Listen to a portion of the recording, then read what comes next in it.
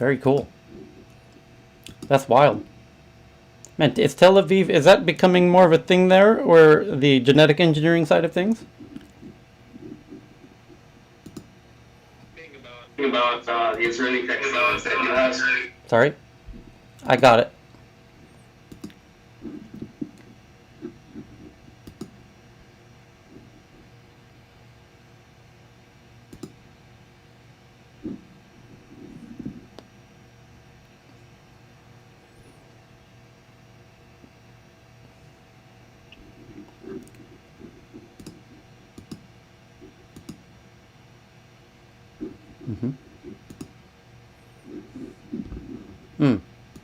Very cool. Thanks for sharing that. So I've got the embed now live on the Stockholm Tech website. And very soon we will have the special guest for this month. The investor, as I mentioned, is Harry Briggs, who was at Balderton in London for a while, and now he's moved over to as the managing partner at Omers, which is one of the leading investors in Shopify and a lot of other very big successful apps. But while we wait for Harry, I wanted to ask Ted. Actually, we can go ahead with the news part of the Stockholm Tech Meetup. So how it starts every month is I welcome everybody to the meetup, and now I'm welcoming everybody in Clubhouse as well. We're kind of doing this simultaneously, which is fantastic, a new pushing things in a new direction. And I always start off with just a few headlines and deal announcements. That's sort of the format of the tech meetup, where I talk about this new startup called Astrid. Will be teaching Asian children to speak English in a super cool new little app that's really fun to use. I think that's an awesome innovation. It's backed by the Cree founders, who are dear friends of mine, who will be here in the Clubhouse room probably tomorrow. So it's great to see that. And there's another company called Airme, which just raised $16 million to expand across Scandinavia. And then the really big news is in Stockholm, and since we had our last meetup last month, is that Klarna, which is one of the biggest fintechs in Europe, other than Stripe, is out of Stockholm. They just raised another $1 billion, now making them worth $31 billion. And the 4 times oversubscribed round included a combination of new and existing investors, and makes Klarna the highest valued private fintech in Europe and second highest worldwide. It's quite remarkable, the progress they make. And then we had potentially even better news, which is one of Stockholm's startups called Truecaller, which every Indian person on stage most likely has, is officially became a unicorn. And then the same day, a Stockholm startup called Cint, their shares jumped 30% on NASDAQ, and making them a unicorn of a $1.2 billion valuation. So we had 2 unicorns on the same day, which was February 19th. And then a week later, we had a company called Desenio, which prints posters, essentially, to oversimplify it. They got officially unicorn status at 1.2 billion as well. And then just like 3 days ago, Epidemic Sound got a new fundraising of $450 million by none other than EQT, which is my friend Ted here on stage, and making it the 4th unicorn in less than a month in Stockholm. So that brings us to a total of 16 and a half. And what I mean by 16 and a half is, I don't know if we should count Oatly as a tech startup or not, because it's I think we should do. It's food tech after all. Hashtag food tech. So we're counting Oatly. We now have 17 tech unicorns out of Stockholm, a city with less than 1 million people. So I think it's a truly inspirational story, much like Tel Aviv is. There's a few hotspots on Earth that really exceed on a pound per pound basis, and people are starting to realize that Stockholm is one of them. And one of the reasons for that is my friend Ted Pearson on stage here. So if you have any background on the Epidemic Sound deal that just is rocking the news in Scandinavia.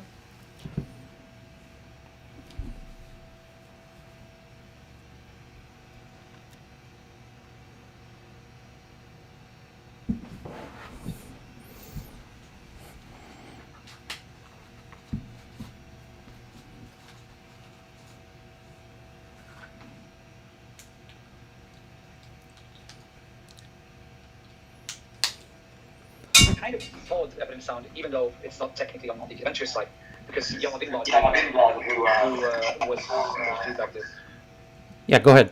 Jan Windblad, who was one of the founders of Geek Adventures, was also involved in the inception of Epidemic Sound. So I know Oscar and I know the whole team, and also because of my background in the creative industries, I've been using Epidemic Sound as well. So really, really, really cool. I think. Yeah, it is super cool. So I want to welcome Harry. I see Harry in Zoom. Harry, are you... and now I see you on stage in Clubhouse. Fantastic. So if you could unmute your mic in Clubhouse so the people there can hear you as well. And then let me go back to my deck and then get to my next slide, which is my Welcome Harry Briggs slide. And there it is. And so now we do a few questions with Harry here. And Harry, if you can mute your speaker on your laptop. There we go. Welcome to Stockholm, back to Stockholm Tech Meetup. I think this is your second time over the years that we've done this. But last time you were with Balderton. This time you're with Omers. I think since you were here last time, you've been recognized as one of Europe's top investors. So my first question for you is, what has been, why do you think you're being recognized? Of course, it's because of the numbers prove it. But how does one become one of the top investors in Europe, kind of from a strategic approach? Like, what could you say has been your secret sauce? Good question, Tyler. And by the way, I was remembering that I'm getting massive feedback, so I need to find... Is there a secret way of, like, not hearing the echo? I will try. I think I have an idea, yeah. Go ahead.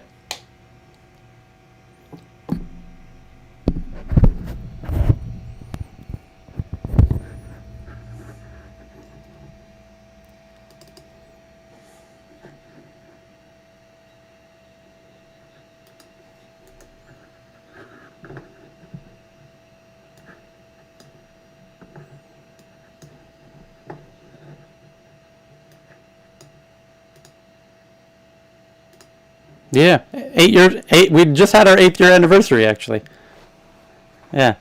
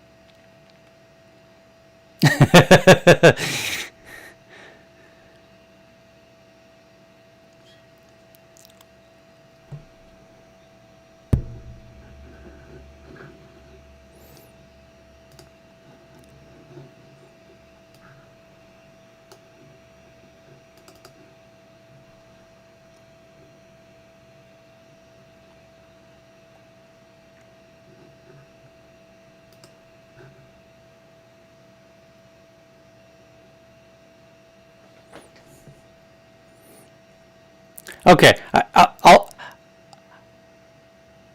yeah.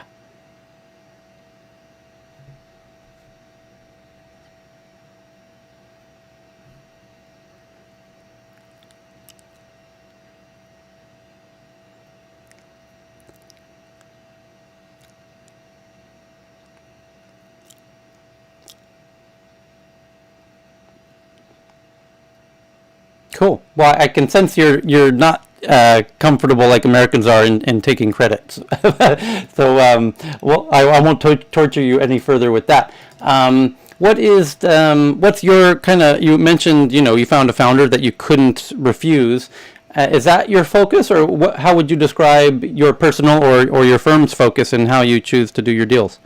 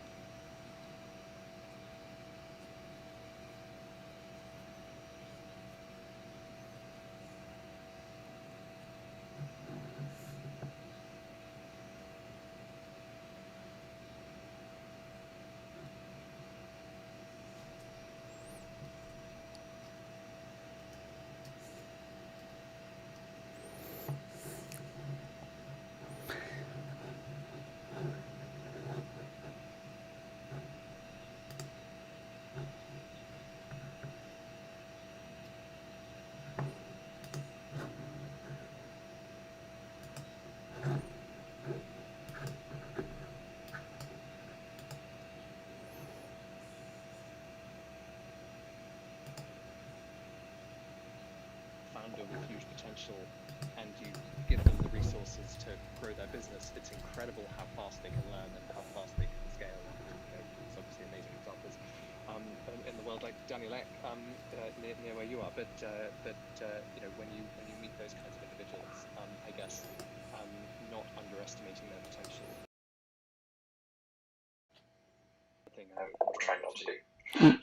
Yep. Next question for you that I have here is, do you consider yourself a good investor? Why or why not?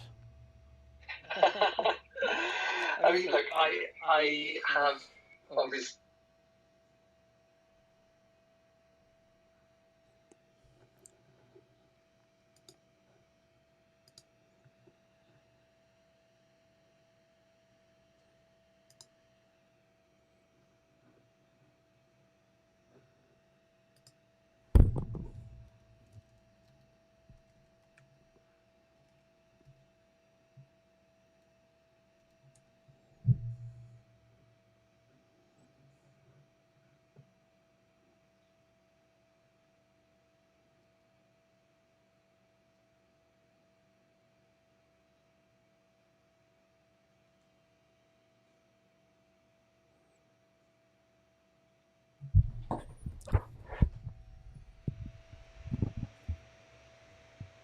So being humble and helpful and hopefully somewhat likable and being someone that they kind of want to share their journey with is obviously what we aspire to be. I've been really lucky at Omers Ventures to pull together a team in Europe of I think just phenomenal people on that front as well. So I think when I'm now looking to invest, and likewise, when I was at Balderton, it probably wasn't me that was winning the deal. It was probably the fact that there were these incredible partners that had incredible experiences, and I was able to say, look, it's not about me. You get these people on your board and these people to help you on the business. Okay. If you were not an investor, a tech investor, what would you be? Gosh, I mean, maybe a musician, songwriter. I've always loved writing songs, playing piano, singing. I'd be probably rubbish at it, particularly the words, really rubbish. But that was definitely what I kind of wanted to be when I was young and I was sort of, reasonably serious musician for a big chunk of my life. God, and I do really like writing. I'm just very, very self-critical. So, everyone thinks they've got a novel, and I probably do. Okay. Next question. What is the worst decision and the best decision you ever made? Look, I think the best decision was founding a company back in 2002. I was on the kind of, Oxford, McKinsey track of let's try and, become best at everything, but following other people's playbooks. And stepping off that playbook and starting a drinks company with my best friend was terrifying, because it was like, oh my God, everyone's going to laugh at me and think I'm crazy. But it just gave me this incredible sense of freedom, and made me feel like, wow, actually, this, my actions can have consequences today, and life is short, and we can just achieve way more than we realize. So definitely starting a business, and I guess biggest mistake. I mean, I was quite into tech back then, 2002, but it didn't seem like a good time to start a tech business, and I wasn't technical. I guess if I could have my time again, I probably would have started something in tech rather than in drinks. But I mean, obviously, there's a ton of companies that I should have invested in that might have changed my life in some way as well. But those are probably two right now. Give me 3 predictions about the future.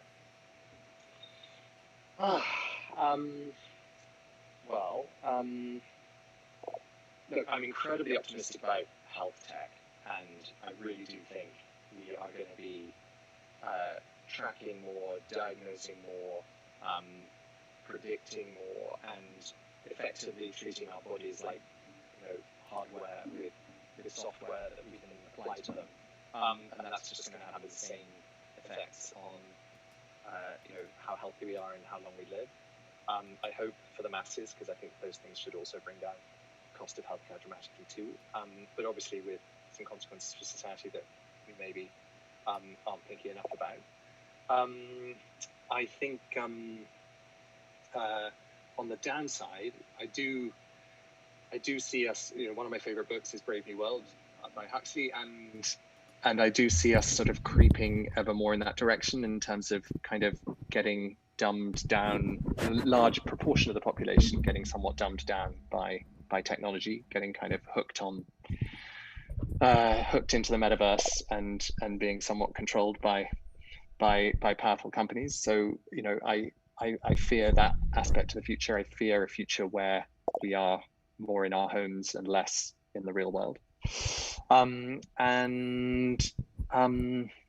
guess the other thing that I worry about a lot is the toxicity of the planet. I think that we're all obviously obsessed with climate change, but I think that the technology that's coming on stream and the pace of it, will allow us to sort of, at least mitigate that pretty quickly. I worry more that toxicity is really hard to reverse, and I really fear a future where, because we're so efficient at like extracting stuff out of the planet and turning it into stuff to be consumed and then chucking it away, that continues to accelerate, and ultimately that ends up making the seas more and more toxic and the planet less and less inhabitable. So yeah, I guess 1 optimistic and 2 slightly pessimistic predictions. Do you happen to have a recollection of the best pitch you've ever heard, or maybe the worst pitch you've ever heard? Oh God, I mean, there have been a ton of good ones. I loved speaking to Headspace in the early days. Andy and Rich were awesome, and sadly they didn't take our money. We did offer it, but they didn't want an institution at the time at sort of seed stage. But incredibly compelling founder in Andy. Deliveroo was a pretty awesome pitch. Likewise, I think I mean, there is one pitch that really stands out as terrible, and it always gives me the giggles. But in fact, I can't even actually remember. It was quite early in my days of venture, before I had Evernote. So the notes are lost. But there was this founder who came in. I won't give you his name or anything because it'd be unfair.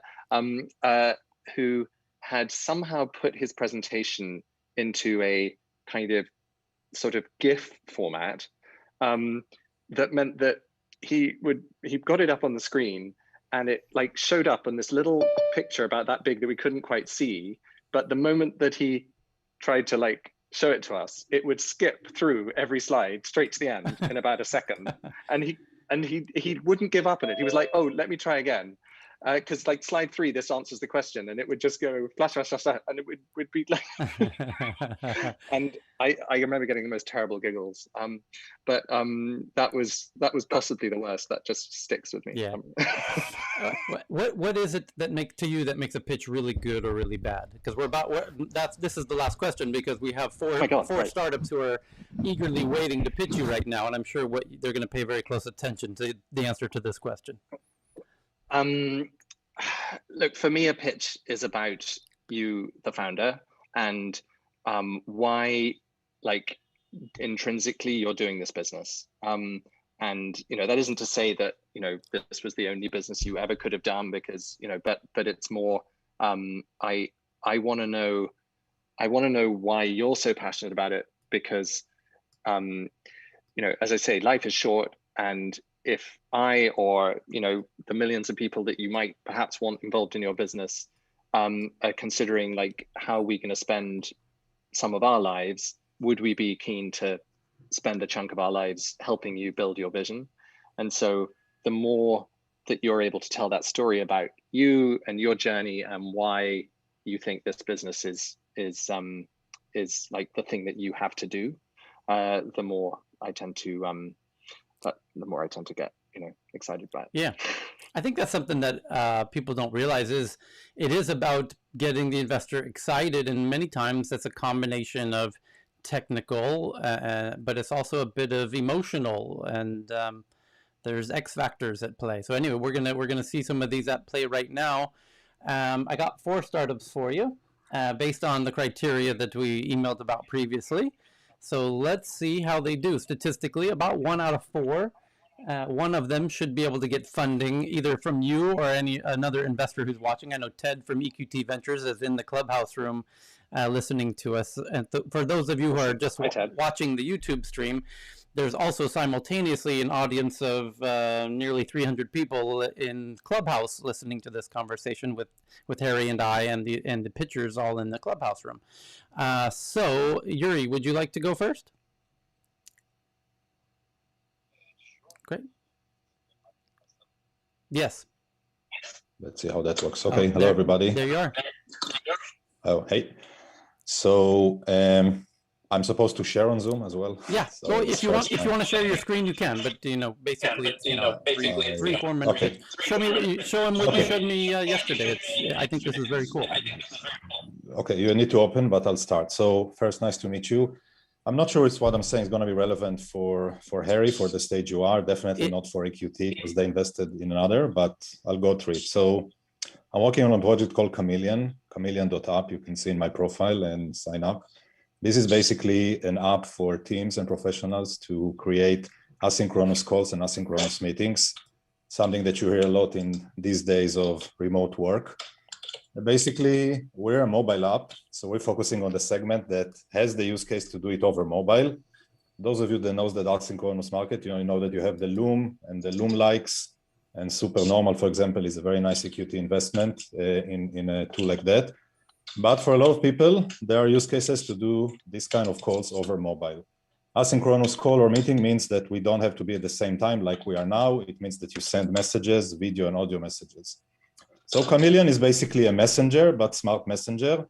The key thing that we see is to make the messages smart, so the information comes to you, you are able to extract things, you are able to find, search, and connect it to your work tools, but also what's called joyful, enjoyable, something which is important in work apps, something that is fun to do, something that connects the people together.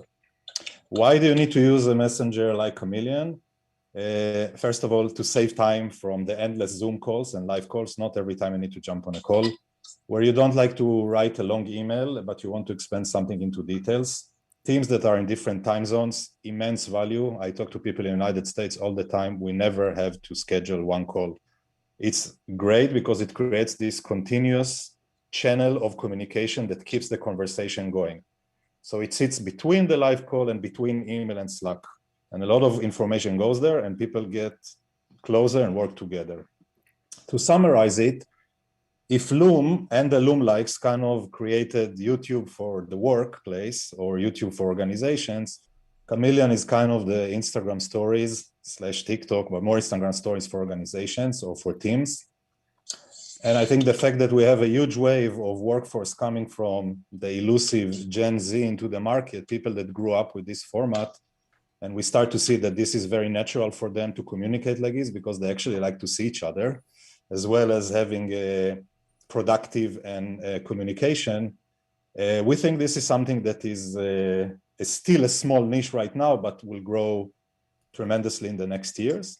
And again, our approach here is focus on smartness, make the messages smart, make the content come to you instead of you searching and going after things, and effortless to use and enjoyable. I can go on and on and on, you know, to analyze, but the key thing is that it takes it does many things better than WhatsApp audio notes, which is the current incumbent.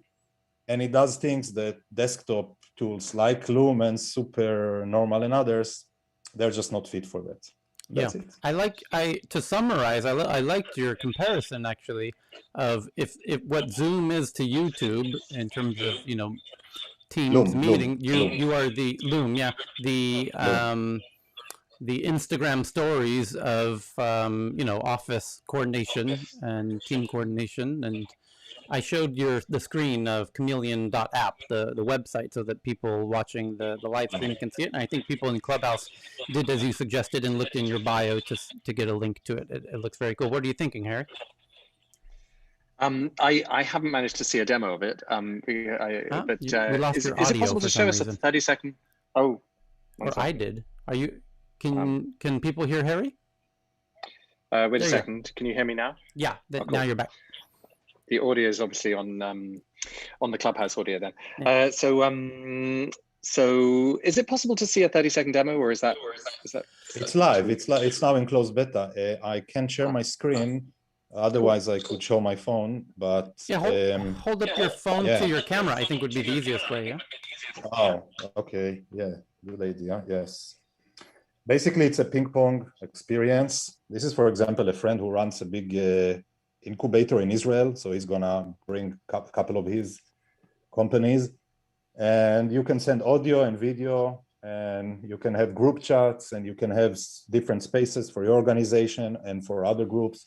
So basically, it's for your internal team and for your professional network, milieu, LinkedIn contacts, advisors, people you're in touch with. Hope that answers. Yeah.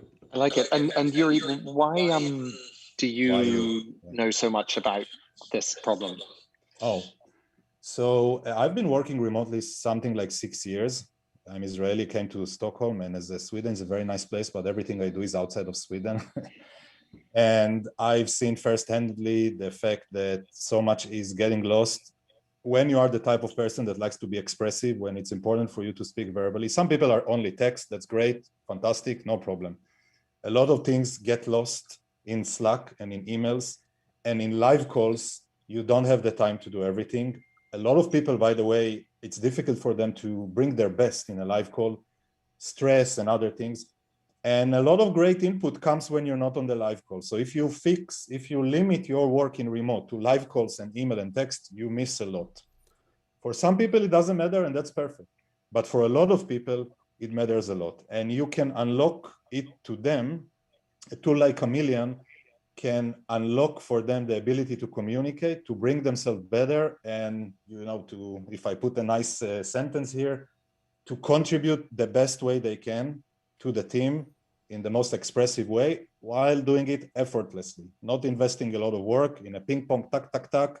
The information comes to you. If there's a follow-up, a to-do aspect in the message, you immediately see it. If you need to connect it to a workup, you do it. And I can give a few examples from the market. Maybe you know of a few CEOs that are already using it. The famous one is David Cancel from Drift. He's been doing it on WhatsApp videos. Try to do WhatsApp videos and see how frictious it is. Mike Maples went a month ago on a Clubhouse and said, I think the future is not Zoom, is video that looks like WhatsApp. So probably is also in this side of conviction. But I would say that it's still a small niche. So if you look at the asynchronous market, desktop, this is now becoming mainstream. Still, there's a lot of stuff to do there. Good luck, great, a lot of land to grab, not just Loom. Mobile is just starting, and definitely we focus on not really the product and tech people, more sales, marketing people that are more expressive. Mhm. So I answered a little bit more, but I try again to zoom into where you're actually helping people. So Loom is helping a lot of people that are desktop focused, and we believe we can help others. Yeah, look, I believe it, and we use a weird mixture of WhatsApp, Teams, sort of, you know, messaging, email, everything, and I'd love to be able to add a bit more color, a bit more expressiveness, as you say. So look, I think it's a fast evolving space. Clearly some big guns pointed at it, so it's going to be tough. But I think if you can, you know, think really creatively about the product and get some great evangelists, then there's definitely a potential there. So how it sounds like you might have a potential user here, which could then convert into an investor. what do you think of? Yeah, I think that I'm up for trying it. That might be a nice Definitely. compromise, a halfway step. I have to ask you, Yuri. Ted Pearson from EQT Ventures wants to know all about your cameo in the movie The Square, which won the Palme d'Or, featuring Christian Bale. Could you make a quick comment about your cameo in this Christian Bale movie? Ruben Östlund, yeah. Ruben Östlund, that's a Swedish film that won the Cannes Film Festival. Fantastic film about art and culture and your place in life. Highly recommend. I'll tell you, they needed a Jew, you know, they needed somebody to be the rabbi. And my ex-wife is an actress here in Sweden, and she pimped me. She said, I got a Jew for you. And I've got a Jew for you. One second. Although I told Ruben, man, I can be but fantastic film, and Ruben Östlund, amazing director. And yeah, it's a great film. Yeah, like you said, won Palme d'Or. Okay, so I look forward to circling back and connecting you guys and see how Harry likes using that there with the Omers internally. So let's go with Stefan. Are you ready to fire away? Well done, Yuri. Absolutely. And Stefan, if you can unmute your mic in Zoom and Clubhouse, and let's hear your pitch to Harry Briggs. Can you hear me now? Oh, I think I need to unmute your mic in Zoom. I'm sorry, Stefan. Here we go. No, your mic's live in Zoom. Can you hear me now? I can. Yeah. But I'm still not hearing you. Yeah. You still don't hear me? Harry, are you hearing me? I am. Yeah. That's okay. Am I live now? Let me try with either Victoria, if you're ready, and I'll come back to you, Stefan. Don't worry about it. We'll figure out the technical problem in a minute. Victoria, can we unmute you and see if you're able to go? Sure, but you need to let me up on stage. Oh, you know what you need to do? I understand the problem now. I'm sorry. The reason I'm not hearing you is because in Clubhouse, let me get you on the stage. That's the problem. Stefan, sorry, let me put you on stage. This is the issue here. Okay. Stefan's now going to jump on the stage. I invite you to speak. Please accept my invitation. There you go. And now I can hear you. Absolutely. There we go. Okay, we're good to go. Fire away, Stefan. Great. Great. You can hear me now? Perfect. Okay, great. Well, thanks so much to invite me tonight for pitching. So we're going to talk about Swipe ID. And Swipe ID is based on a really simple ID. So we use government-issued identification documents, for example, passports, national ID cards. You read the chip information in in those documents. You verify with a photo of the person holding it, and then we issue a digital identity. So this standard is used today by more than 140 countries, estimated 1 billion users that have a passport with a biometric chip in it.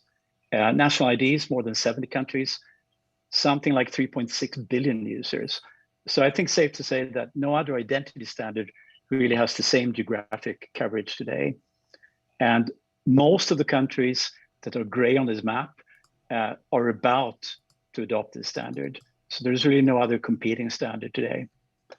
And onboarding is really simple. You download the app, you scan the document. That gives you a key to read the chip content of the document. You read that. That gives us a digital version of the photo in the card or in the passport. We scan the face, we verify with liveness, and photography, both in the app and our backend, validate that's okay. Then we issue basically a digital identity. Also, we keep no personal data. So once we verify the data in our backend, we keep the digital proof of that data. We actually throw away the data in clear. So everything is kept in clear in the application itself. And every time you use the application, you have to specifically prove the information that you share. So we want to make it a really safe experience for the user. It's API-based, transactional cost to use it, and it's truly verified. So what do we mean by that? When we read the chip content in the passport or national identity card, it's actually cryptographically signed by the police authority of the country that had issued that document. So we verify that cryptographically, and we use the certificates issued by those countries. So we're sure that the actual document that you've used to onboard is a real document, and it's not a copy of another document. And this copy and the cloning, we know because there is an embedded signature in the card that is unique to every single card. So it's truly verified by the math, not just something that we have given you authority for. So here's a simple example site that we're working with, Be the Family. So in their case, if you want to verify your profile, you click on verification, you get a QR code to scan, then you bring up your app, scan that, you see what information they request, you prove that, and you become a verified user on their site. So what does that bring them? Well, first of all, that documented use can be seen as a ticket for to create an identity, and you only have one of those tickets. So you can only create a single account with your identity documents. That also allows us, for example, to verify the age. So if the site wants users that are above a certain age or below a certain age, we can do that. So net, we can really help sites assure that there are no trolls using their service. We can also do multi-factor authentication. So this is a way of adding more security to sites that have other means of identification. So you can either use the app standalone, or the site might ask you to do a facial re-verification or a document re-verification, or a combination of both of those. And we can add certificates of various kinds to your identity. So, much talked about these days, right? COVID certificates. That's something we can do. So as soon as we know what standard that is actually going to be used, we assume that's going to be a QR code of some kind. We can read that QR code. We can link that to your identity. So for example, in Sweden, if there's a personal number, we can ensure that that COVID certificate is linked to the same identity document that you use to establish your swipe ID. And that also means that we can convey that not only in face, right, but also digitally for an online site where they need to verify your COVID certificate. And in the same manner, we can do company-based certificates, meaning that a company can issue a certificate stating that you work for that company. And then instead of using your swipe ID directly, you use the certificate of that company to prove that you belong to the company, you work for the company. So that in essence kind of gives you an overview what swipe ID is. And our goal with this is to make a really, really simple experience for startups and other companies that want to add a digital authentication solution to their service with a global reach. So today, more than 140 countries use the standard, and we verified it to be useful for more than 40 countries. And that's up and counting for every day as we get more people on board. So, if anyone listening to this, interested in this, just contact us, shoot us an email at info@swipe.com, and we'd be happy to talk. Cool. Harry, what do you think of this? Clearly, it fits into your ambitious category that you seem to be open to. That's why You're right. Look, it's a huge idea, and I guess I'm just wrestling with why it hasn't been done, and I can only assume that it's because of the complexity of actually dealing with the government agencies and the physical chips in these IDs. So I'd love to just understand how you work with those and how you've convinced those agencies, but also how you actually how you're going to get millions of passports and IDs onto your platform. Sorry if I missed that bit. No, absolutely. No, great questions. So first of all, those certificates are actually shared for free by most countries. So we can actually download them and then we can verify them cryptographically. There's also ways that you can actually get a lump of them. It's an organization called ICAO, International Civic Airline Organization, that is the Orbiter organization for all the passports and international travel documents. So for the passport, it's possible also to get the certificates from that place. When it comes to verifying, for example, if a document is stolen or lost, you do need a cooperation of the individual country. So some countries actually make it possible to verify that without having special agreements, and others do not. So we're working, for example, with an agreement with Interpol to get access to their verification checks. Then in terms of onboarding, well, that's a gradual process. And I think the biggest challenge that we have is trust. Trust from the user that this is actually a valid service, that they trust us to verify their identity documents. And for that part, I mean, it's really about onboarding the first big customers that a brand name that trust us, and therefore the users will trust us. But absolutely, that's a big threshold. Did I answer all the questions, or? Yeah, I think so. And I mean, the only other thing is, we didn't hear enough about you and your background. I'm assuming you have some experience in this area. Yeah, absolutely. Great question. So prior to founding Swipe, I and my co-founder had another startup called CareChain, where we looked at blockchain-based infrastructure for healthcare data. So we ran that for about 2 years. And one of the biggest issues was actually to link an identity to the user. And this is the reason why we came into this track. iOS opened up the ability to read NFC about 1.5 years back. And as that opportunity came alive, we saw that, wow, here's an opportunity to do a great digital identification startup rather than just a blockchain-based, infrastructure. That other startup is actually still alive. And prior to that, I've been doing a number of smaller startups, also been working in the enterprise space with, DCB information sharing and all of that stuff. So the topic of information and identity around it is dear to my heart. But also more so, I'm passionate about the fact that we can make the internet a safer place by ensuring that the person on the other side is actually who you think it is. And I think existing mechanisms for doing that, for example, relying on Google and Facebook, are fundamentally flawed. You look at Facebook, right? And I think they delete about billions of identities every year, which are fraudulent, made by trolls, etc. Yeah. So sorry to interrupt, but essentially you could become a sort of plug-in for every website going forward who wants verified users on their platform, sort of in a plug-and-play type scenario. And you could charge for that, I assume. Absolutely. Yeah, absolutely. I mean, that would be a dream scenario for any kind of site that wants more verified identity on the other side. Just add Swipe ID to it.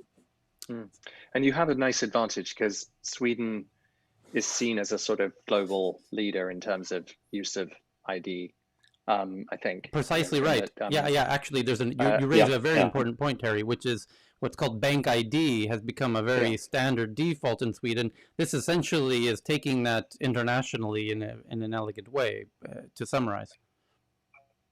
Yeah. Exactly. Cool. And I mean, competing with bank ID in Sweden, that would be kind of stupid because you have a penetration rate of 99.7%. In some age brackets. So this is really about companies that need to scale on a global basis, where you really don't have any other means for doing that today. So many European countries, for example, have fairly good digital authentication systems, but they're only valid for that specific country. There's also something called ADAS, which is European-wide. But let's say you want to scale to Asia, South America, the US, etc. That's a big challenge. Bank ID has really become a game changer within Sweden. And the Swedes have as usual, a two-step head start in realizing how powerful and useful that is. And so, of course, they're in a perfect pole position to make this solution for the rest of the world who doesn't honestly yet realize they need it and all the benefits that will come from it. Really cool. Yeah. Thank you. It's one of those complex ones that, you need more than the 5-minute pitch format to really get the full grip on, but everyone in Sweden understands the power and potential of it intuitively, but it's because they've used it firsthand. They use it usually daily. In fact, and the bank ID is fundamental now to so many aspects of being of life in modern day Sweden. So it's it's worth investigating at a minimum. So well done, Stefan. Let's welcome Victoria. Thank you. Victoria. And if you could unmute yourself in Clubhouse so the Clubhousers can see you. And I assume you have a way for the Clubhousers to look at your website or Twitter account or something so they can see a little bit of what's going on as well. I know Stefan did and Yuri did. So take it away.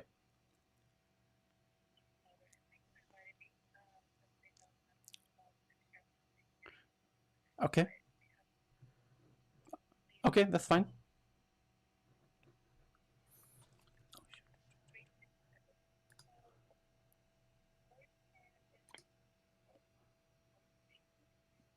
One second, Victoria. Sorry, can you unmute yourself in Zoom so that the live streamers can listen? There you go. Thanks. Better now? Yeah. That's fine, yeah. Yes. Yeah, great. So yeah, VoiceHer, we're building something entirely new for the world. The first voice-based platform for women. And to tell you a little bit about myself and my co-founder, Sanna Dahlin, I worked as an entrepreneur for the past 12 years, scaling businesses, living in Paris and London, in different Scandinavian countries, and love to see things grow and love to start new departments, scaling new businesses, launching new brands on virgin markets, etc. So I'm really a lot about growth. My co-founder, Sanna, she's a civil engineer from KTH, love product development and design and building sustainable products and software. So, but both of us resigned from our jobs feeling like, you know what, is this it? Is this our fight in this world? We want to do something with a greater impact, work towards the sustainable development goals. And we found each other in the incubator program Antler last year, and we aligned on our vision. So we started to talk about the different experiences, personal and professional experiences that we've had. And we saw that, there's a lot of loneliness in the world, depending on what you go through, what type of crossroads. Myself, I've also experienced being quite lonely as a female leader in different countries. And it's been quite hard to find female mentors. Sanna, she's a mother, she's a tech girl, and has worked with a lot of industries where there's minority of women. So we kind of broke it down to having a problem around loneliness and the lack of female role models. And then we looked into the numbers and we saw that it's quite scary numbers. 40% of women between 18 and 34 feel lonely, according to Mental Health Organization. Less than 9% of women worldwide have an executive director position, which is it's scary numbers, and we need to do something. And there's so much that we could do. And that's basically why we created VoiceHer, which is a feel-good social network that brings diverse women together. And just like Clubhouse, we're using voice tech or audio tech, but that prioritize your feelings, thoughts, and reflections above your appearance or other visual distractions. So we want VoiceHer to be women's daily companion as they navigate through the ups and downs of their lives.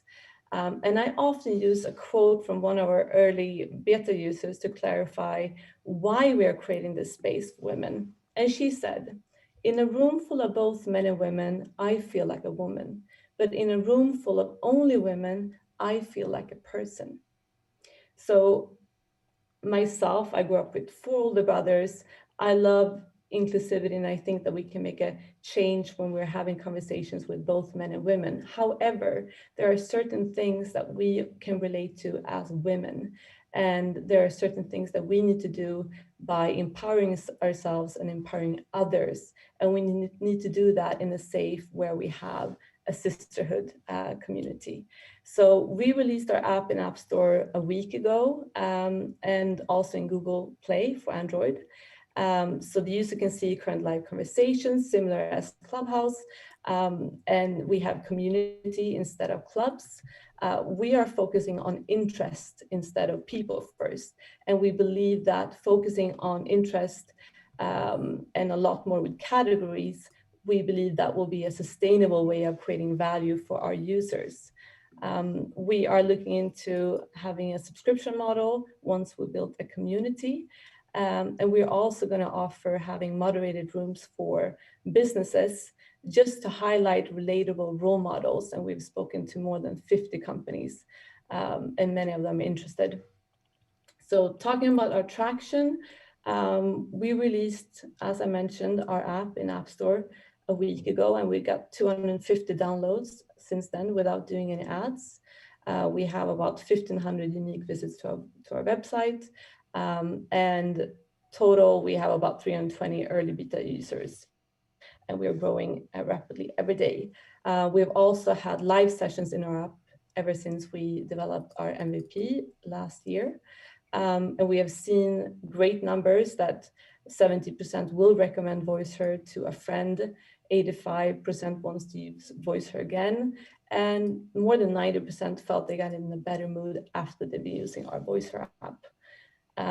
We are right now looking at our roadmap, and we are finding our super users, our early adopters, and we are building our app in English to begin with because we want to roll this out globally.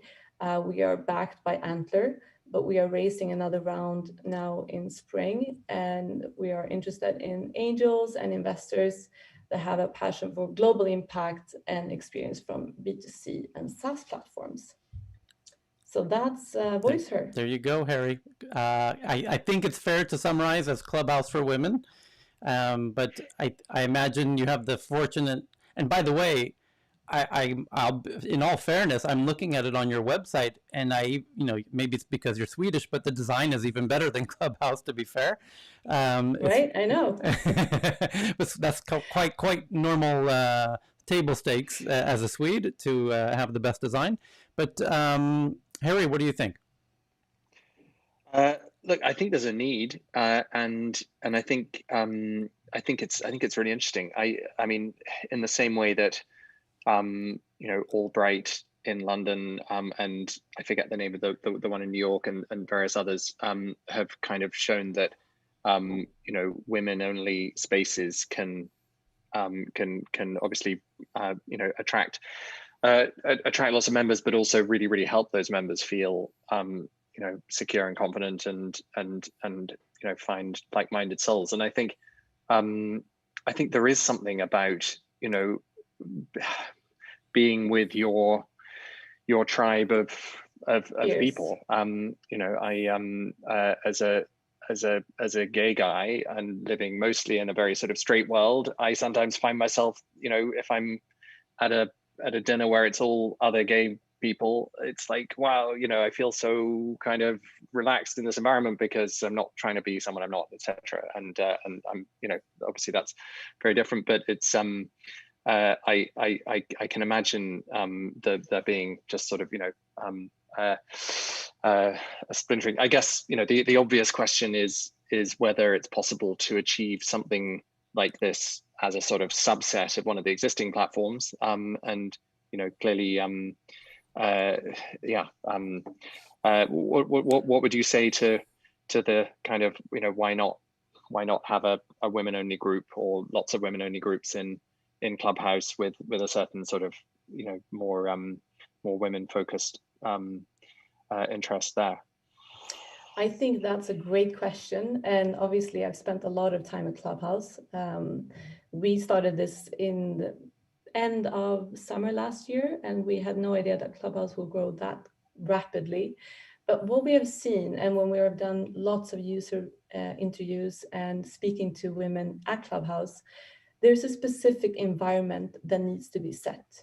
And women, myself, I know when you come to a new place, a new type of forum, the people that are there first, that's the type of environment that will be created. And that's something that we want to create with VoiceHer. And that's why it's so important to have the right type of people that have VoiceHer first, because that's the environment they will put. And that's why we are it's so important to have the right ambassadors that will create these rooms. And just like we see with Clubhouse, having early adopters as entrepreneurs, investors, VCs, there's been a lot of pitching. I'm doing one right now, which is not bad, obviously, but it's a completely different environment. And it's up to us to create that. And we have got validation over and over and over again just by using Clubhouse. So we're actually riding now on a golden wave. No, I do see that, and you're right. The algorithm is set in a certain way to encourage certain kinds of following and certain kinds of people to be followed. And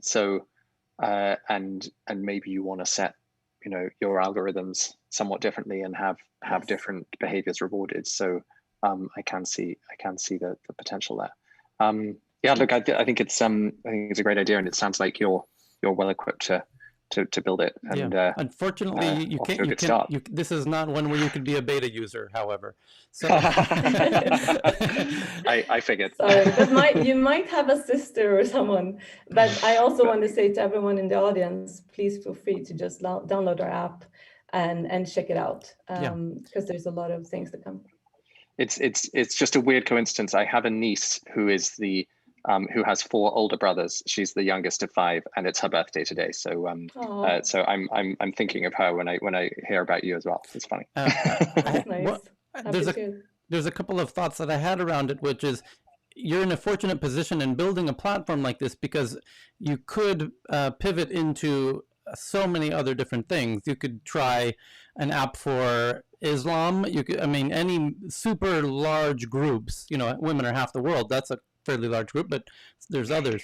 And then you could also totally shift from a B2C to a B2B, where you're building it for an enterprise sale to incredibly large brands that have their own apps with lots of big audiences, like Disney.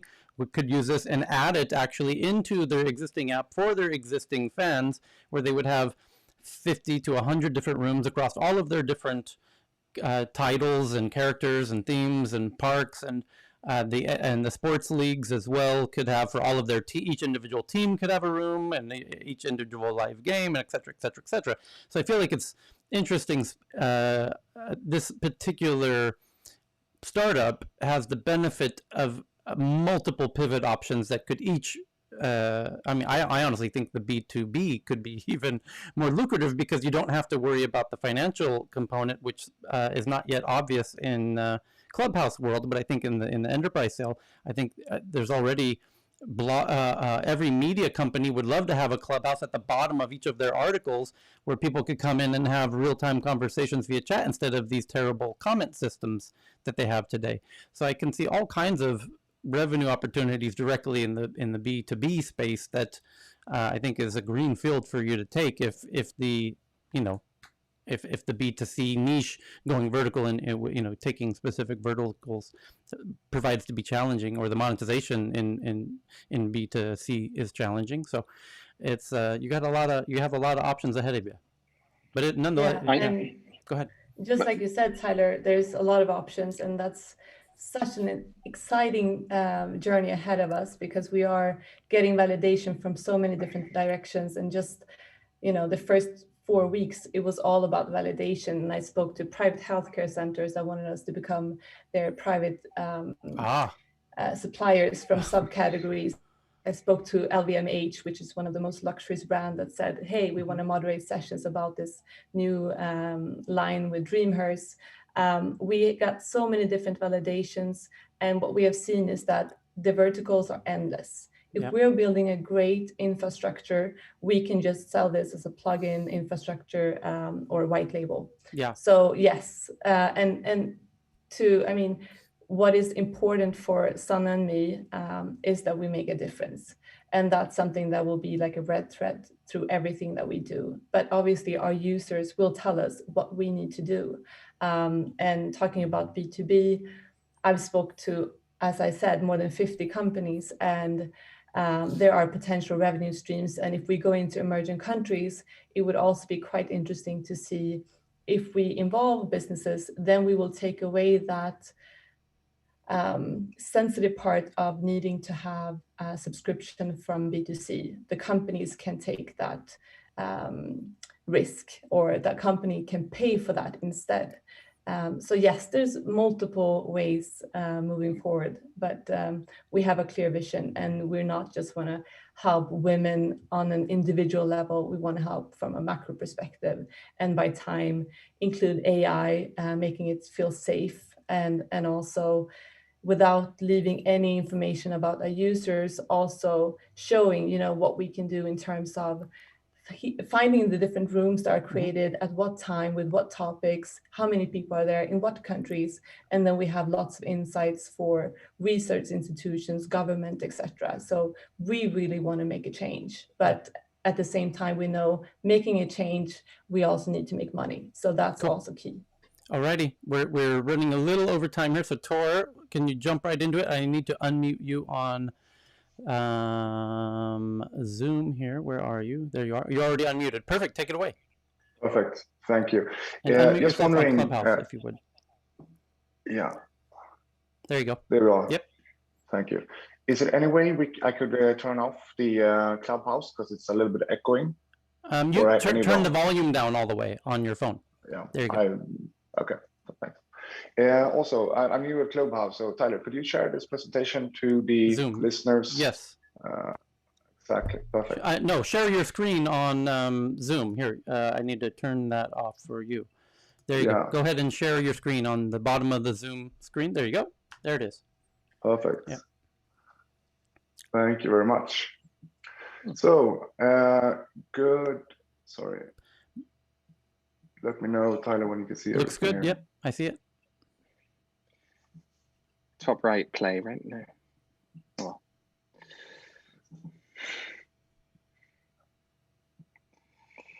Yeah, right. I'm just going to do it like this. It's the little play button in the upper right corner. There. Yeah. Okay. Sorry, that's what I'm missing. Right there. Yeah. Oh, there. Thanks. All right. Good evening, everyone. So my name is Tor Tillberg, and I'm the founder of Plant, an ag tech startup based here in Stockholm. And very appreciate of the Stockholm Tech hosting this pitch event. So, what's our product? It's a smart indoor garden that optimizes environmental conditions for a wide range of products, so the users don't have to. It allows users to grow flavorful herbs, fresh greens, tomatoes, and also beautiful flowers all year round, even up here in the Nordics. The garden is driven by hydroponic technique, which essentially means, sorry. It's the fire alarm. Such timing. Yeah, very good timing. Sorry. The garden is driven by hydroponic technique, which essentially means that you don't need any soil, only water and nutrients to its seeded pods. You can also replant grown plants or vice versa in the unit, and also plant cuttings. So interest in indoor gardening by first-time gardeners is increasing both in young and older demographics, and in particular among millennials. There are simple hydroponic products and expensive big units on the market today, but despite the interest by first-time gardeners who lack the tools, skill, or time to garden, there still isn't a truly smart indoor garden that aids this group in planting, growing, harvesting, and monitoring the plants. So our primary markets are the Nordics and the US, and our business model is focused on unit sales and subscriptions where users receive seed pods and nutrients from plants. The other founders and I, the two Daves and Bruce on the top, have invested $100,000 into engineering, technology, and plant science to where we are today.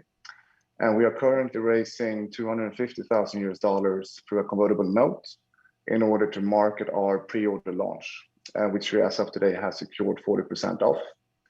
And the plan here is to finance the pre-order and proof of concept phase for a larger seed phase in the fall to ramp up sales. So I'm leaving the last slide. If anyone is interested in speaking, you could email me here at tore@plant.com. And hopefully Tore, Tore, and Plant with 2 A's. Or just come visit us here at Norrsken if you are in Stockholm. So that's a quick pitch, Tyler. Cool. If you could stop your screen share so we go back to the regular Zoom view. Yeah. What do you think, Harry? Do you feel like growing your food in your own kitchen? I mean, look, I would like to. I do actually grow a few herbs on my balcony out there. But it's yeah. Look, I think I'm a fan of indoor farming. I guess the question for me is always like, you know, what's the unique technology? What's the moat, if you like? And clearly for an indoor farming company like InFarm, it's around. Oh, hi again, screen. It's about kind of scale and efficiency and so on. For a home unit, it's never going to be particularly efficient, right? Because it's always going to be a relatively manual process. And you know, I've seen, I guess, the little fridge units and the sort of tabletop units, and this looks really cool and well designed, and you know, I'm sure there's a market for it. I think it's hard to build a really sort of venture scale business when it's kind of hardware that is very hard to be like truly, you know, unique, patentable, if you like, and where it's hard to build sort of, I would imagine, like massive sort of scale efficiencies. But you know, as a consumer, I'd certainly be curious to try it and, you know, have one. Yeah, I felt the same way. My buddy of mine did the Ring doorbell, which also was one of those things that where it was questionable around the IP, but he managed to turn that into a unicorn due to brilliant marketing and some really good partnerships and things like that. So it's now you've put the ball in Tor's court to you know, scale it up, which I think will be a challenge. Do you have, Tor, do you have a particular strategy in mind for driving distribution and traction and awareness?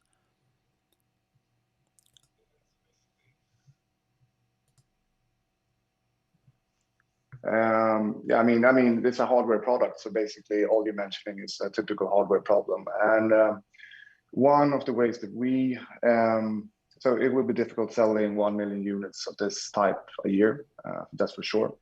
Our strategy now, when we're talking about the first pre-order of 1,000 units and then wrapping up to perhaps 1,000 units a month, we actually got that covered with having production here in Sweden locally, being able to shorten lead times from production, and also to reduce capital requirements in tying up capital, because this product is not just a hardware product, it's also an expensive hardware with expensive components. But yeah, no, I mean, it's a good notion, Harry, that's for sure. We think that we can get it up big enough to make it lucrative for investments.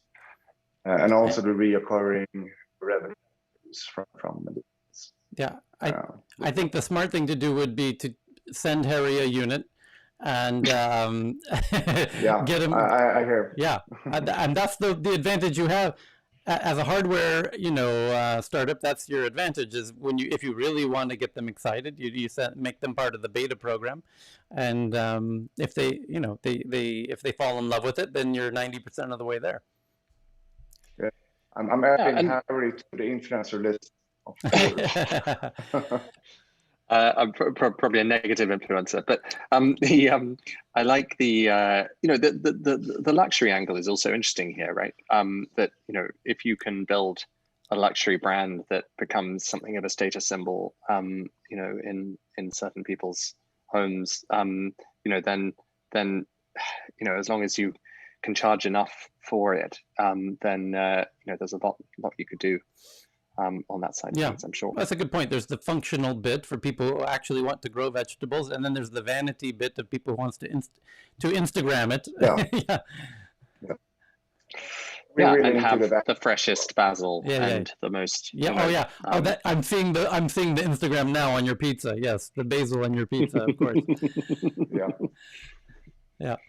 Yeah. Good point. So I'm gonna. Oh, Jesus Christ, Yuri. So Yuri just asked, can you grow weed with it? He really knows how to monetize the hardware. There you go. Sorry, could you repeat?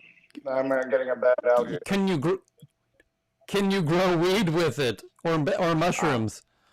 We haven't tested it, but basically we make it that you can grow whatever you want. So if where you are, you could grow bush weed plants, and that's because we really wanted to enable tomatoes, which require more powerful LEDs. So we gave it some this unit, so you can grow what you want. Yuri knows how to monetize. That's clear. That's not that question. It's a huge market, yeah.